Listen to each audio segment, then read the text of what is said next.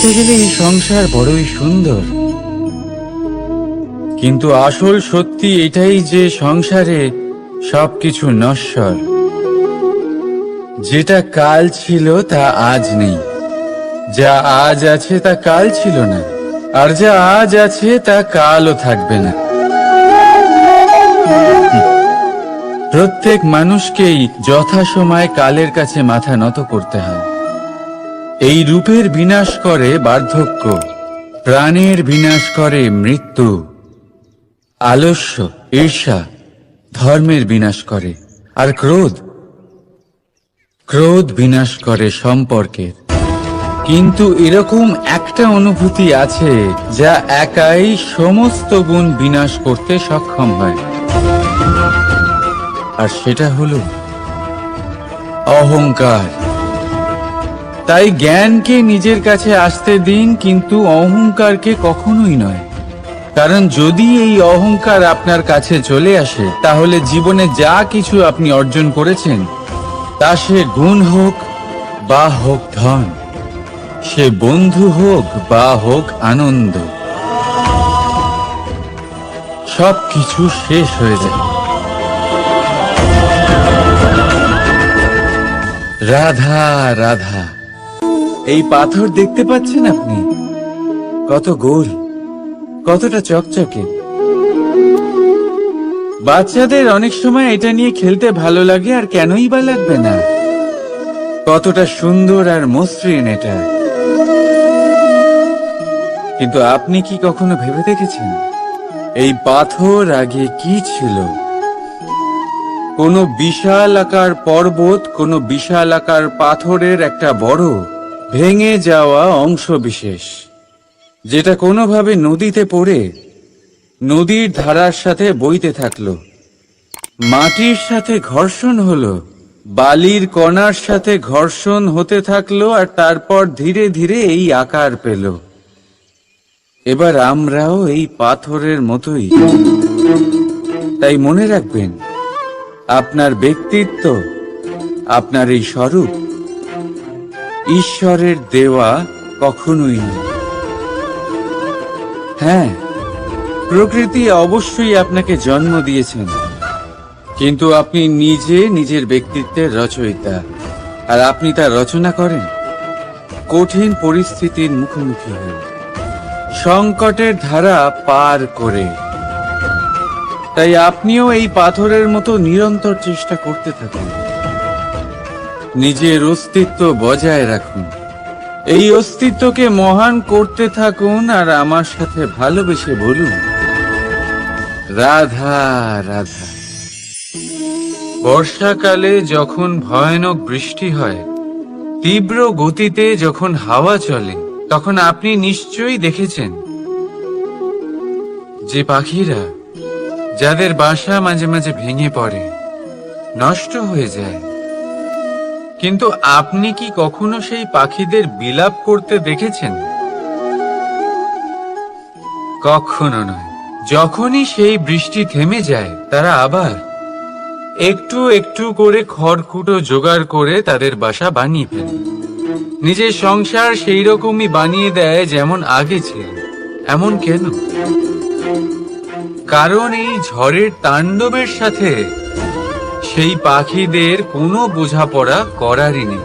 তারা শুধু সেটাই করতে থাকে যেটা তাদের হাতে আছে, আর সেটাই হলো, আর এটাই হলো সুখী জীবনের মূল মন্ত্র।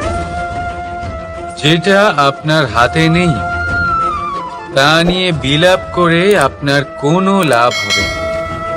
মনোসংযোগ তাতেই করুন যা আপনার হাতে রয়েছে।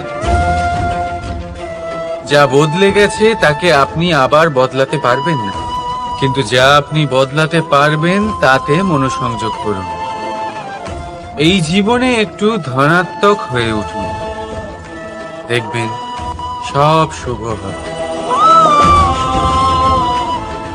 রাধা রাধা।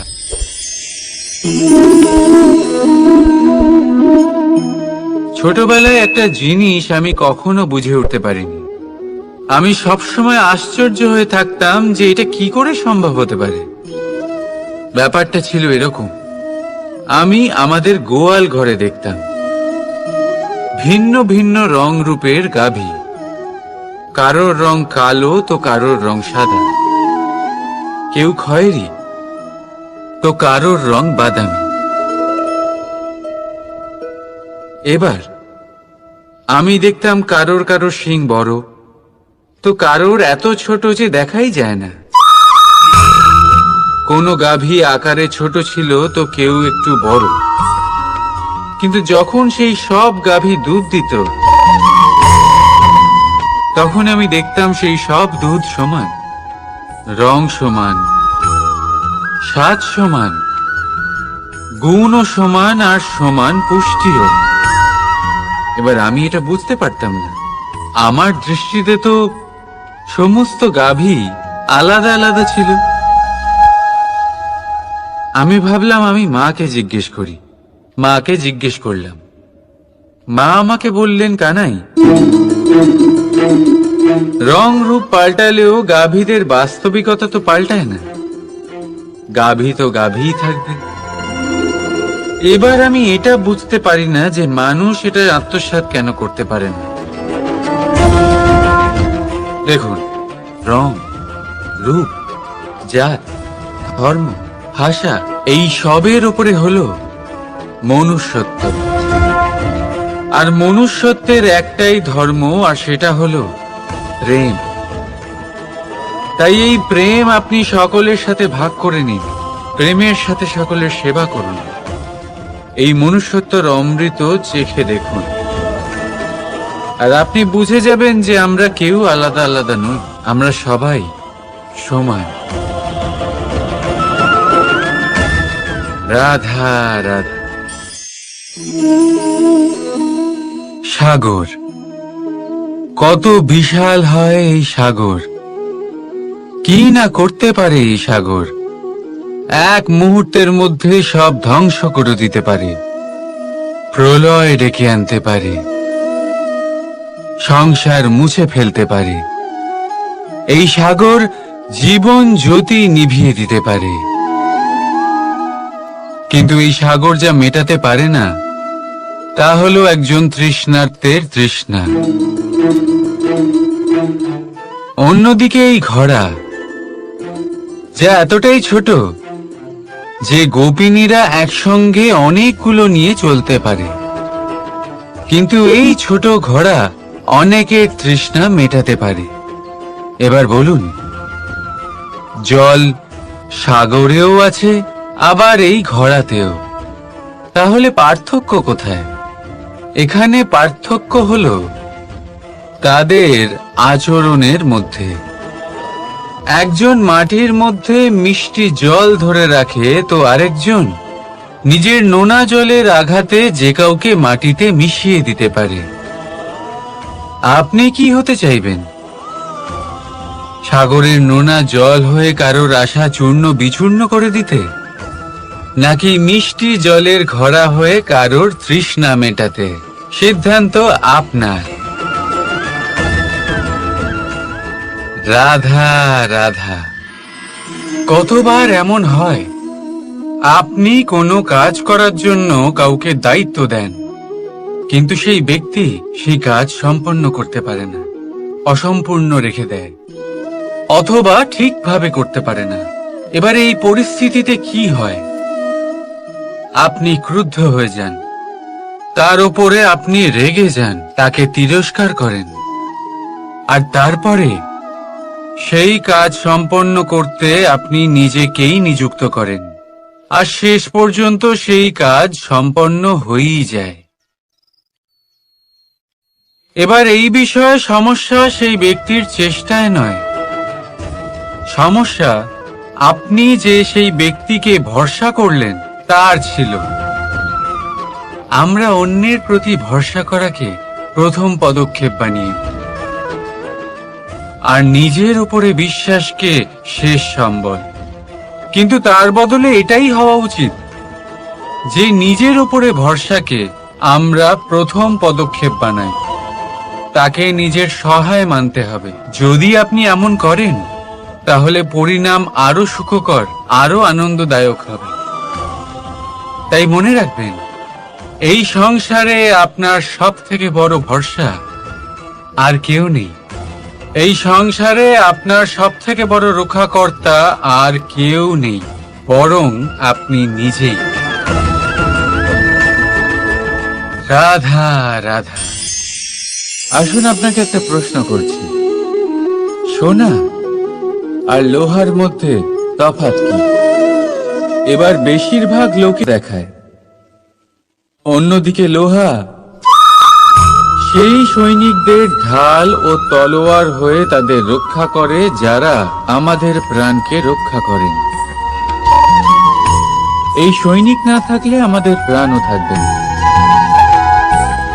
এবারে বলুন, সোনার মূল্য বেশি হওয়াতে কি লোহার মূল্য কমে যায়?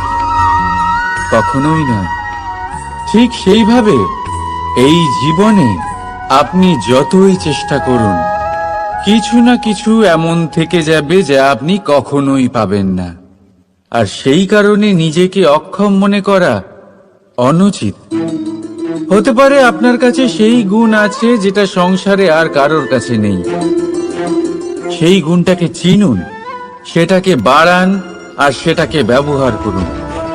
তাই মনে রাখবেন, সংসারে প্রত্যেকটা ব্যক্তি বিশেষ হয়, আর এই সংসারে সবাই সবকিছু পায় না।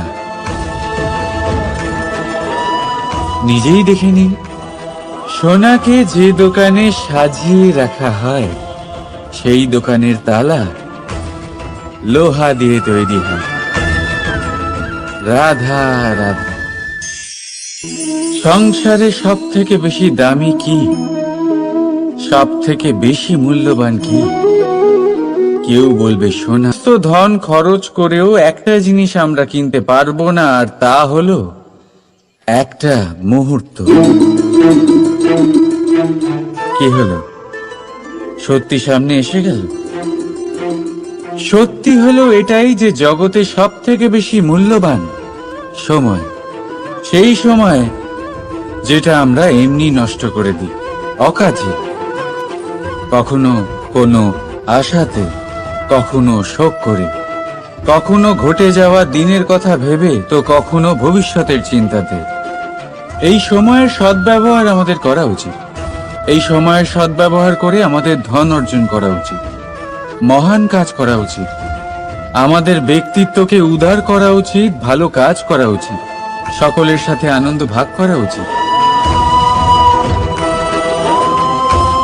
যদি আমরা এই সংসার থেকে চলেও যাই, তাহলেও সময় আমাদের যেতে দেবে না।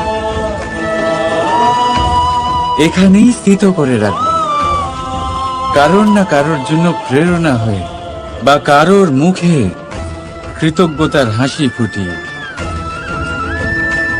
রাধা রাধা। সূর্য। এই সংসারে সব থেকে বেশি তেজস্বী এই সূর্য, সব থেকে বেশি উজ্জ্বল, সব থেকে বেশি শক্তিশালী। কিন্তু আপনি কি কখনো সূর্যোদয় দেখেছেন? এই শক্তিশালী সূর্য কিভাবে উদয় হয়? লাল রঙের আভার সাথে, সৌম্যতার সাথে, শান্তির সাথে উদয় হয়। কখনো সূর্যাস্ত দেখেছেন? সেই লাল রঙের আভা, সেই সৌম্যতা, সেই একই শান্তি। আর এটাই একজন মহান ব্যক্তিত্বের গুণ। যখন জীবনে উত্থান ঘটে, তখনও অহংকার করেন না, সৌম্যতা বজায় রাখেন। আবার যখন জীবনে ক্ষতি হয়, তখনও সৌম্যতা বজায় রাখেন। যদি আপনিও চান সূর্যের মতো আপনি সম্মান পাবেন, তাহলে সূর্যের মতন হন। যখন জীবনে আনন্দ আসে, কুশল আসে, তখন সীমা লঙ্ঘন করবেন না। যখন জীবনে দুঃখ আসে, কষ্ট আসে, বিনাশের পথে অগ্রসর হবেন না। সৌম্য থাকুন, শান্ত থাকুন, সূর্যের মতো চকচক করতে থাকুন।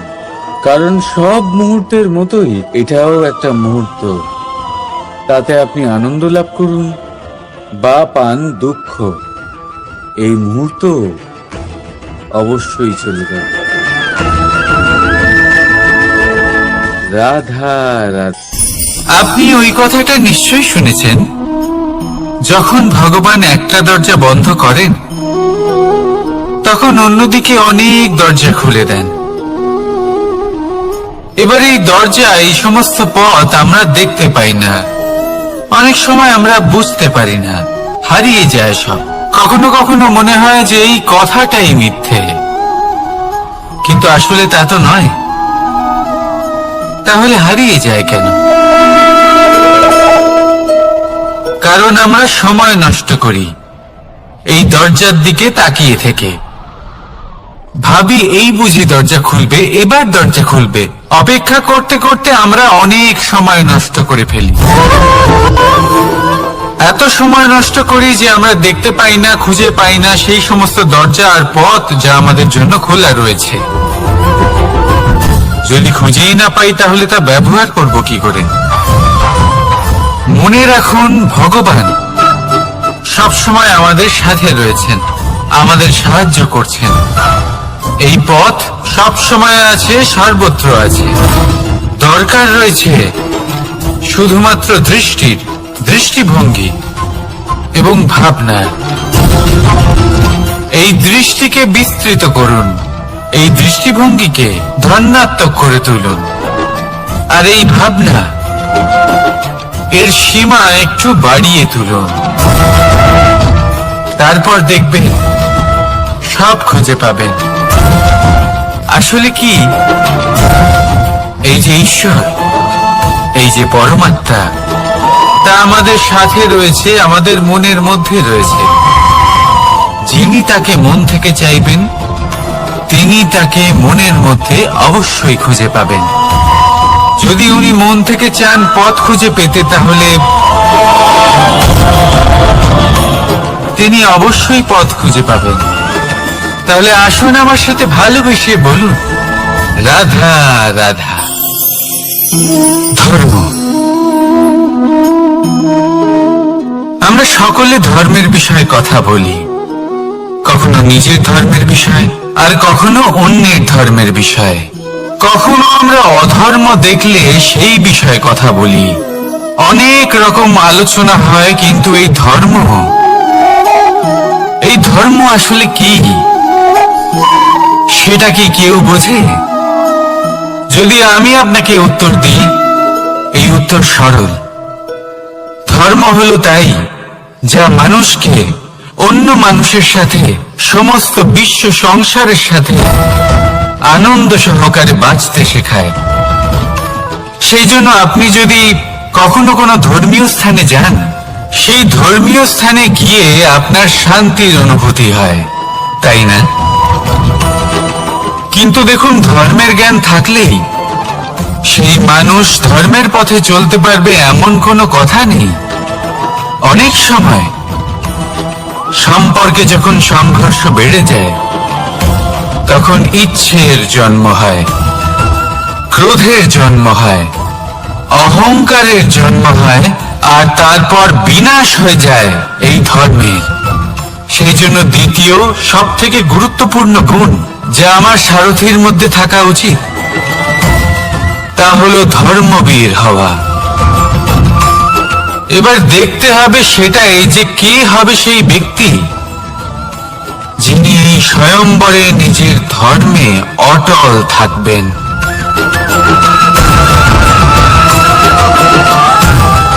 কারণ সেই ব্যক্তি এই সংসার থেকে সরে এসে ধর্মের পুনঃস্থাপনের এই মহাকার্যে আমার সারথি হতে পারবেন। তাহলে আসুন আমার সাথে ভালোবেসে বলুন, রাধা রাধা। কর্ম, ধর্ম, জ্ঞান, এই তিন স্তরে অনেক মানুষ পৌঁছতে পারেন। অনেকে এই পরীক্ষা দিয়ে তাতে উত্তীর্ণ হয়ে যেতে পারেন, কিন্তু শিখরে পৌঁছে শাসন তিনিই করতে পারেন যার কাছে এই চতুর্থ গুণটিও থাকে। সমর্পণ। অত্যন্ত গুরুত্বপূর্ণ একটা গুণ এটা। এই সমর্পণ আসলে অত্যন্ত গুরুত্বপূর্ণ। পূর্ণ সমর্পণ দরকার নিজের লক্ষ্যের প্রতি, সমর্পণ নিজের কর্তব্যের প্রতি, সমর্পণ নিজের আত্মার থেকে নির্গত স্বরের প্রতি, সমর্পণ নিজের রথের প্রতি, অর্থাৎ আমার প্রতি। এবার এই পরীক্ষায় অত্যন্ত কঠিন এক বাঁক আসতে চলেছে, যেখানে সারথীকে সমর্পণের নিরিখে পরীক্ষা করা হবে, আর তাতে উত্তীর্ণ হওয়ার পরেই তার হাতে ধর্ম স্থাপনের রথের রাশ তুলে দেওয়া হবে। দেখা যাক কি হয়। ততক্ষণ আপনি প্রসন্ন থাকুন আর আমার সাথে ভালোবেসে বলুন, রাধা রাধা। মানুষ তার জীবনে শিক্ষা এবং প্রেম এই দুই লাভ করে তার মাতা, পিতা এবং গুরুর কাছ থেকে। কিন্তু মানুষ সবথেকে বেশি ভালোবাসে নিজের মাতাকে, কারণ মাতা খুব নির্মল চিত্তে ভালোবাসে, শান্ত মনে আমাদের অন্তরে শক্তির সঞ্চার করে থাকেন, আমাদের উৎসাহ দেন, বলশালী করে তোলেন। ব্যাপারটা কিন্তু এমন নয় যে আমরা নিজেদের বাবা বা গুরুকে ভালোবাসি না, তাদেরকেও আমরা অত্যন্ত ভালোবাসি, শুধু ওনাদের কঠোর ব্যবহার দেখলে আমরা একটু ভয় পেয়ে যাই। এবার ওনাদের এই কঠোর ব্যবহার আমাদের ভালো না লাগলেও অত্যন্ত আবশ্যক, কারণ মাতার থেকে আমরা যে শক্তি লাভ করি তা যেন নিয়ন্ত্রণ হারিয়ে বিধ্বংসী না হয়ে ওঠে, আমরা যেন কোনো কুপথে না চলে যাই, আমরা কখনো যেন দোষ না করে ফেলি। শুধু সেই জন্য পিতা এবং গুরু একটু কঠোর হয়ে ওঠেন, এবং ওনাদের এই কঠোর আচরণ ভবিষ্যতে গিয়ে আমরা অবশ্যই বুঝতে পারি। জীবনে কিছু বছর আমরা এগিয়ে যাই আর তারপর আমরা বুঝতে পারি যে বাবা এবং গুরু আমাদের যথেষ্ট ভালোবাসতেন, কিন্তু ওনাদের ভালোবাসার বহিঃপ্রকাশ আলাদা। প্রয়োজনীয় হলো এটা দেখার, এটা বোঝার যে শুরু থেকে আমাদের প্রতি ওনাদের আচরণ কেমন ছিল। ওনাদের কঠোর হওয়ার পেছনে ওনাদের ভালোবাসাটা বোঝার চেষ্টা করুন, ওনাদের চিন্তাটা বোঝার চেষ্টা করুন, ওনাদের পথপ্রদর্শনের আড়ালে আপনার ভবিষ্যতের জন্য যে পরিকল্পনা ওনারা করেছেন সেটা বোঝার চেষ্টা করুন। তখন আপনারা বুঝতে পারবেন ওনাদের ভালোবাসাকে। আপনার মনের মধ্যে আপনা থেকেই ওনাদের প্রতি সম্মান জেগে উঠবে। নিজের পিতা এবং নিজের গুরু এই দুজনের প্রতি কৃতজ্ঞতা প্রকাশ করুন আর আমার সাথে ভালোবেসে বলুন, রাধা রাধা। জীবন কিসের উপর নির্ভরশীল? ধনের ওপর, বৈভবের ওপর, নিঃশ্বাসের ওপর? না, এই জীবন নির্ভরশীল বিশ্বাসের ওপর। বিশ্বাস নিজের ওপর, বিশ্বাস আমাদের আপনজনের ওপর। কিন্তু যখন এই বিশ্বাস ভেঙে যায় তখন মানুষের মনও ভেঙে যায়, আর তারপর সে অন্য কিছু করতেই পারে না। তখন কি করা যেতে পারে? 3টে কাজ আছে যা আপনি করতে পারেন। প্রথম, ভালোবাসা। যাকে আপনি ভালোবাসেন, যারা আপনাকে ভালোবাসে, ভুল যারই হোক না কেন, তার কাছে ক্ষমা চাইতে কখনোই সংকোচ বোধ করবেন না।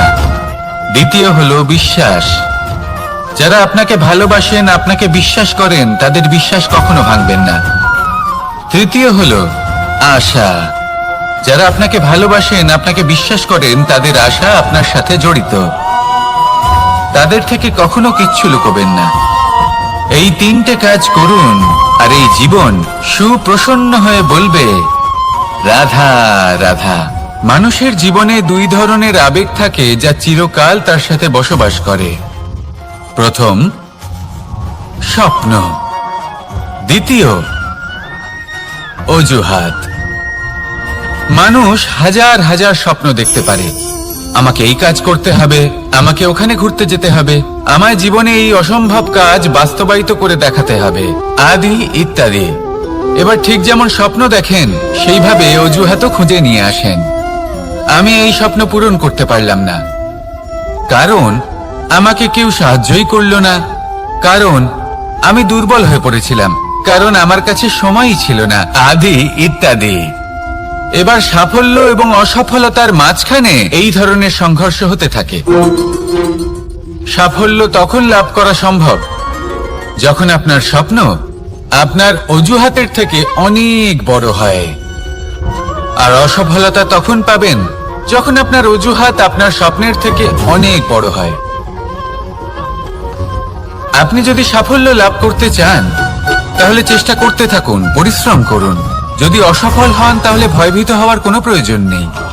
নিজের ভুল বুঝুন, তাকে শুধরে নিন, আবার চেষ্টা করুন। কিন্তু যদি নিজের জীবনে অজুহাত নিয়ে আসেন তখন স্বপ্ন কখনো পূরণ হবে না। আসুন আমার সাথে ভালোবেসে বলুন, রাধা রাধা। ভয়ের সাথে আমরা সবাই পরিচিত, কষ্ট আমরা সবাই পেয়েছি। কখনো কখনো আমরা অসুস্থ হয়ে পড়ি, আর এমন সময় হলে মাতার মমতা, কখনো বাবার স্নেহ, কখনো বন্ধুদের পাশে থাকার অনুভূতি আমাদের রোগ নিরাময়ে সাহায্য করে। কখনো যদি আমরা নিরাশ হয়ে পড়ি, তখন যদি আমাদের কোনো আপনজন আমাদের দুটো ভালো কথা বলে, তখন আমাদের মনোবল বেড়ে যায়। ঠিক তেমন সংসারের এই রঙ্গমঞ্চে যদি আপনি পীড়িত অনুভব করেন, কিছু শুভ কথা আলোচনা করুন, কিছু স্তুতি গান করুন, কিছু মুহূর্তের জন্য হলেও নিজের ইষ্টদেবের কথা স্মরণ করুন আর প্রার্থনা করুন। সাহস বাড়বে, শক্তিও বৃদ্ধি পাবে এবং সামনে এগিয়ে চলার পথও দেখতে পাবেন। তখন এই মন প্রসন্ন হয়ে বলবে, রাধা রাধা। কখনো কখনো অন্ধকারের সাথে লড়াই করার জন্য আমরা প্রদীপ জ্বালাই। এতে প্রথমে সলতে রাখি, তারপর তেল ঢালি, তারপর আগুন জেলে এটা প্রজ্বলিত করি। তারপর একটা সময় আসে যখন এই প্রদীপ নিভে যায়। কারণটা কি? কারণ কি এটা যে প্রদীপের প্রকাশমান হওয়ার ক্ষমতা সমাপ্ত হয়েছে? না, এই যে আগুন আমরা দেখতে পাচ্ছি, এই আগুনের জন্য যে শক্তির প্রয়োজন হয় তা আসে এই তেল থেকে। যদি এই তেল সমাপ্ত হয়ে যায় তাহলে এই প্রকাশ তাও সমাপ্ত হয়ে যায়। আর আমাদের জীবনে এই তেল হলো আমাদের কর্ম, আর এই আগুন আর এর দ্বারা উৎপন্ন হওয়া প্রকাশ আমাদের ভাগ্য। যত আমাদের কর্ম ক্ষীণ হতে থাকবে, আমাদের ভাগ্য সৌভাগ্য কোথাও না কোথাও লুপ্ত হয়ে যাবে। যে উজ্জ্বল ভবিষ্যৎ আমরা চাইছি তা কখনো লাভ করতে পারবো না যদি কর্ম না করি। ঠিক যেমন তেল ছাড়া অগ্নি উৎপন্ন হয় না, তেমনি কর্ম ছাড়া সৌভাগ্য হয় না। আর যেমন কর্ম তেমন ভাগ্য। তাই সবসময় কর্ম করতে থাকুন, কর্ম করা থামাবেন না। আর আমার সাথে ভালোবেসে বলুন, রাধা রাধা। জীবনে তিনটি বিষয় আছে, তিনটি বস্তু আছে, তারা যেন আপনাকে কখনো বশে না করে নিতে পারে। প্রথম হলো ধন। ধন যতক্ষণ আপনি ব্যবহার করতে থাকেন, যতক্ষণ তা আপনার কাজে আসছে, ততক্ষণ ঠিক আছে, এই ধন আপনার কাছে অমৃত। কিন্তু যখন এই ধন আপনাকে ব্যবহার করতে শুরু করে, বুঝে যাবেন যে আপনার পতনের সময় শুরু হয়েছে। দ্বিতীয় বিষয়, ফেলে আসা অতীত। যাই করুন, আপনি অতীত পাল্টাতে পারবেন না, আর এই সত্যিটা আপনিও জানেন। কিন্তু তাও এর বশবর্তী আমরা হয়ে পড়ি। আর যখন তাই হয়, তখন এই সংসারে আমরা যেখানেই যাই না কেন, যত বড়ই সুখ লাভ করি না কেন, সেই সব আমাদের কাছে তিক্ত বলে মনে হয়। তৃতীয় বিষয়, আপনার আশেপাশের মানুষ ভিন্ন ভিন্ন ধরনের মানুষ হয়, যাদের চিন্তা ভাবনা এবং দৃষ্টিভঙ্গি ভিন্ন ভিন্ন প্রকারের। যদি এদের বশবর্তী আপনি হয়ে পড়েন, তাহলে কেউ বলবে এটা করো, এটা ভালো। কেউ বলবে এটা করো না, ওটা করো, ওটা ভালো কাজ। কেউ বলবে এই দুটোই করো না, অন্য কিছু করো। এই কথাগুলিতে আপনি এতটাই জড়িয়ে পড়বেন যে আপনি লক্ষ্যভ্রষ্ট হয়ে পড়বেন। তাই এই তিন বিষয় থেকে সাবধানে থাকবেন। যদি কোনো কিছু বশ করতে হয়, তাহলে আপনাকে বশ করতে হবে আপনার আজকে, নিজের বর্তমানকে। এটা খুব প্রয়োজনীয়। এটা ভাববেন যে এই সময়ের সদ্ব্যবহার আমি কিভাবে করব, সময়কে শাসন কিভাবে করব, ওই কর্ম কিভাবে করব যাতে ভবিষ্যতে কখনো আমার আফসোস না হয়, বরং এই সংসার আমাকে নিয়ে গর্ব করবে, সেই কর্ম করুন। আর যখন আপনি এটা শিখে নেবেন, তখন আপনি নিজেই নিজেকে প্রকৃত অর্থে ভাগ্যশালী করে তুলবেন। আসুন আমার সাথে ভালোবেসে বলুন, রাধা রাধা। অনেক সময় আমরা কারোর নীরবতাকে তার দুর্বলতা ভেবে বসি। হতেই পারে সেই ব্যক্তি উত্তর দিতে চাইছেন না, হতে পারে অন্য কোনো কারণ আছে যা আমরা বুঝতেই পারছি না। সেই জন্য তাকে দুর্বল ভেবে নেওয়া অনুচিত। দেখতে গেলে এই বিশাল সমুদ্র এও কিন্তু নীরব, শান্ত হয়। কিন্তু যখন সে রুদ্র মূর্তি ধারণ করে তখন কি হয়? সমগ্র সংসারকে বিনাশের পথে নিয়ে যায় এই সমুদ্র, প্রলয় সৃষ্টি করে। সেই জন্য কারো সহ্য শক্তিকে দুর্বলতা বলে মনে করবেন না। কারণ যদি এই নীরবতা নিজেকে ভেঙে বেরিয়ে আসে, তাহলে তা বিনাশের সমস্ত সীমা পার করে যেতে পারে। তাই এই নীরবতাকে সবসময় বুঝুন, সবসময় একে সম্মান করতে শিখুন, আর আমার সাথে ভালোবেসে বলুন, রাধা রাধা। কখনো কোনো চাতক পাখিকে দেখেছেন? কথায় আছে যে বছরে মাত্র একবার সে তার তৃষ্ণা মিটিয়ে থাকে, আর তাও আকাশে ভেসে থাকা মেঘের দ্বারা ঘটানো বৃষ্টির জলের ফোঁটা থেকে। আর কোথাও থেকে সে তার তৃষ্ণা পূরণ করে না।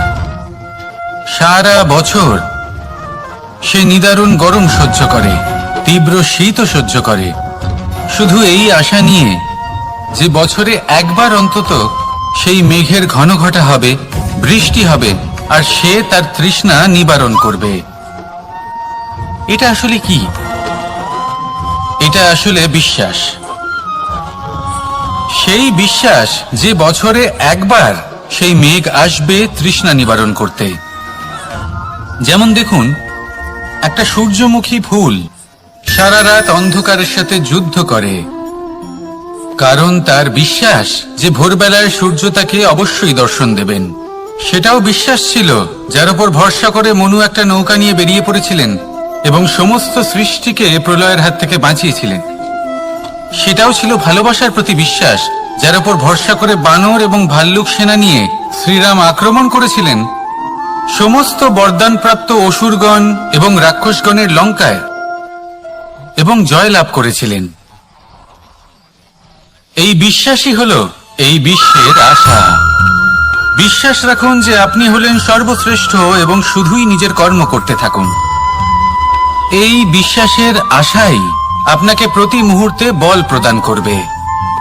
এ হলো আমার বিশ্বাস। আসুন আর আমার সাথে ভালোবেসে বলুন, রাধা রাধা। যোগাসন। যোগাসনে আসন অত্যন্ত গুরুত্বপূর্ণ। এবার আমি বলবো সবথেকে শ্রেষ্ঠ আসন কোনটি।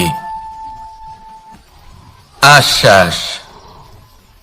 নিজেকে আশ্বস্ত করতে থাকুন যে আমি আছি, সব ঠিক হবে, যা হচ্ছে ভালোর জন্য হচ্ছে। এই আশ্বাস আপনাকে জীবনে এমন ধনাত্মক বিশ্বাস দেবে যে আপনি বড় বড় সমস্যার সমাধান করতে পারবেন। এবার যদি কথা বলি সবথেকে কঠিন সময়ের, তাহলে সেটা হলো বিচ্ছেদের। যা মা সীতাকে সহ্য করতে হয়েছে শ্রীরামের জন্য, রাধা কৃষ্ণকেও সহ্য করতে হয়েছে। যে ব্যক্তি বিচ্ছেদের সময় সঠিক পথে চলে এসেছে, সে জীবনে অনেক শ্রেষ্ঠ স্থানে অবশ্যই পৌঁছতে পারবে। এবার যদি কথা বলি সবথেকে জরুরি এবং গুরুত্বপূর্ণ সময়ের, তাহলে সেটা হলো সংযোগ। সকলকে সাহায্য করতে থাকুন। আপনি অন্যদের সাহায্য করে তাদের যত আনন্দ দিতে পারবেন, ততটাই আনন্দ আপনারও জীবনে অবশ্যই আসবে। আসুন আর আমার সাথে ভালোবেসে বলুন, রাধা রাধা। সংসারে সকলে উঁচুতে উঠতে চায়, কেউ নত হতে চায় না। সবাই এটা মনে করে যে নত হওয়ার অর্থ হলো তাদের আত্মসম্মান এবং অহংবোধের বিরুদ্ধাচরণ করা। তাদের মনে হয় যে যদি আমরা নত হই, সংসার আমাদের দুর্বল মনে করবে, তাদের শৌর্য এবং তাদের ব্যক্তিত্বের অপমান হবে। কিন্তু এটা কি সত্যি? প্রত্যেকবার নত হওয়ার অর্থ কি সম্মানহানি হওয়া? কখনোই নয়। আপনি নিজের জীবনকেই দেখে নিন। আপনার কোনো অমূল্য জিনিস যদি নিচে পড়ে যায়, তাহলে তাকে কিভাবে তোলেন? সেই বস্তুকে তোলার জন্য আপনাকে নত হতেই হবে। আপনি বড়দের আশীর্বাদ কিভাবে লাভ করেন? আপনি নত হয়ে তবেই তাদের আশীর্বাদ লাভ করতে পারেন, তাই না? ভেবে দেখুন, আপনি একটা পথে হাঁটছেন, আপনি দেখতে চাইছেন যে আপনি সঠিক পথে হাঁটছেন কিনা, পায়ের নিচে কাঁটা পড়ে আছে কিনা। কিভাবে দেখবেন? আপনাকে সেই মাথা নত করেই দেখতে হবে। এর অর্থ কি? অর্থ খুব সহজ। প্রত্যেকবার নত হওয়া অনুচিত নয়, সেটা কোনোভাবেই সম্মানহানি নয়। পরিস্থিতি অনুসারে এবং যেখানে প্রয়োজন আপনি নত হতে শিখে গেলে আপনি অনেক কিছুই লাভ করতে পারবেন। জ্ঞান, মান, গুণ, বিশ্বাস। সেই জন্য প্রয়োজন এবং পরিস্থিতি অনুসারে নত হতে শিখুন, এতে অনুচিত কিছুই নেই। আত্মসম্মান থাকা অত্যন্ত প্রয়োজনীয়, কিন্তু তা যেন কখনো অহংকারে পরিণত না হয়। এই বিষয়ে অবশ্যই নজর রাখবেন এবং আমার সাথে ভালোবেসে বলবেন, রাধা রাধা। আমাদের জীবনে অনেক ধরনের ব্যক্তি এসে থাকেন। কেউ কেউ আমাদের সাথে থেকে যান, কেউ আমাদের থেকে দূরে চলে যান। কেউ ভালো মানুষ হন, কেউ খারাপ মানুষ। কিন্তু আমরা সবসময় সেই সময়টাকে নিয়ে দুঃখ প্রকাশ করি যখন আমাদের জীবনে কোনো খারাপ ব্যক্তি প্রবেশ করেন। তারা আমাদের খারাপ অনুভূতি দেন, দুঃখ দেন, কষ্ট দেন। আমরা সবাই তাকে ভালো মন্দ কথা বলি। কিন্তু কেন? এমন বিভিন্ন ধরনের মানুষ, খারাপ মানুষ, ভালো মানুষ, সবার জীবনেই আসেন এবং সকলকেই একটা অমূল্য শিক্ষা দান করে যান। এবার আপনি নিজেই ভেবে দেখুন, জীবনে যখন প্রথমবার আপনি আগুন স্পর্শ করেছিলেন তখন আপনি একটা শিক্ষা লাভ করেছিলেন যে আমাকে আগুনের থেকে একটু দূরে থাকতে হবে। তারপর আস্তে আস্তে আপনি শিখলেন যে কিভাবে এই আগুনকে নিয়ন্ত্রণে রাখতে হবে। তারপর আপনি শিখলেন যে কিভাবে নিজের জীবনে তাকে প্রয়োগ করতে হবে, তা সে অন্ধকারে প্রকাশ লাভ করার জন্য হোক বা খাবার বানানোর জন্য। সেইভাবেই কোনো খারাপ ব্যক্তি যখন আপনার জীবনে আসে, কোনো শিক্ষা দিয়ে যান, তার প্রতি কৃতজ্ঞ থাকুন। তার বিষয় খারাপ ভাবার বা খারাপ অনুভূতি নিয়ে থাকার কোনো প্রয়োজন নেই। সেই শিক্ষা লাভ করুন, ইতিবাচক মনোভাব নিয়ে জীবনের সামনে এগোতে থাকুন। কেউ নেই যিনি আপনাকে বাধা দিতে পারেন। আসুন আমার সাথে ভালোবেসে বলুন, রাধা রাধা। অনেক সময় আমরা জীবনে অনেক মানুষকে এমন বলতে শুনে থাকি যে আমি অসফল হয়েছি কারণ আমার সময় ভালো যাচ্ছিল না। আমি এই জিনিসটা লাভ করতে চাইছিলাম কিন্তু করতে পারলাম না কারণ আমার সময়টা ভালো যাচ্ছিল না। আমি আমার জীবনে ওই মহান কাজটা করতে চাইছিলাম কিন্তু করতে পারলাম না। কেন? কারণ আমার সময়টা ভালো যাচ্ছিল না। কিন্তু যে মুহূর্তে ভালো সময় আমার জীবনে আসবে আমি সব কিছু প্রাপ্ত করব। এমন প্রায় প্রত্যেকেই বলেন। আসুন একটা কথা বোঝা যাক। একজন মালিকে দেখুন, সে প্রত্যেক দিন গাছের সেবা করে, তাকে জল দেয়, তার যত্ন আত্তি করে। কেন? প্রত্যেক দিন সেই গাছ ফল দেয় না। সঠিক সময় এলে তবেই সেই গাছ ফল দেয়, কিন্তু প্রত্যেক দিন মালি তার সেবা করে, তাকে যত্ন করে। শুধুমাত্র তখন করে না যখন সেই গাছ ফল দিতে সক্ষম। আর যদি মালি গাছের যত্ন প্রতিদিন না করে তাহলে হয়তো সেই গাছ ফল দিতেই পারবে না। এটাই হলো আমাদের জন্য একটা শিক্ষা। যখন সময় আমাদের জন্য অপেক্ষা করে না তখন আপনি সময়ের জন্য কেন অপেক্ষা করছেন? ভালো সময়ের জন্য অপেক্ষা করবেন না। ভালো এবং শুভ কর্ম দ্বারা ভালো সময়কে নিজের কাছে টেনে আনুন। নিরন্তর কর্ম করুন, পরিশ্রম করতে থাকুন। শুভ সময় আপনা থেকেই আপনার কাছে আসবে।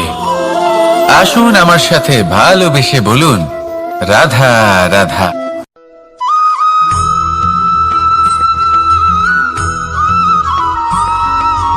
আমি অনেক সংখ্যক মানুষকে দেখেছি, তাদের কাছে অত্যাধিক জ্ঞান আছে, শিল্প আছে, পর্বতের মতো উচ্চতা লাভ করতে চাই, সব ঠিক আছে, কিন্তু তার জন্য আমরা কাজ কি করি? যদি এরকম আমরা হতে চাই তাহলে সবার আগে সূর্যের মতো নিজেকে উজ্জ্বল করুন। সূর্যের সব থেকে বেশি আলো নিজের অন্তরে থাকে। নদীর মতো নিজের পথ নিজেই তৈরি করুন। পাথরের সাথে ধাক্কা খাওয়ার পরেও থেমে না যাওয়া শিখুন। হিমালয় পর্বতের মতো উচ্চতা লাভ করতে হলে সেটার মতো অটল থাকতে শিখুন।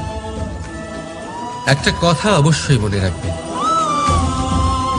নিজেকে জ্বালাবেন, তবেই সংসারকে আলোকিত করতে পারবেন। রাধা রাধা।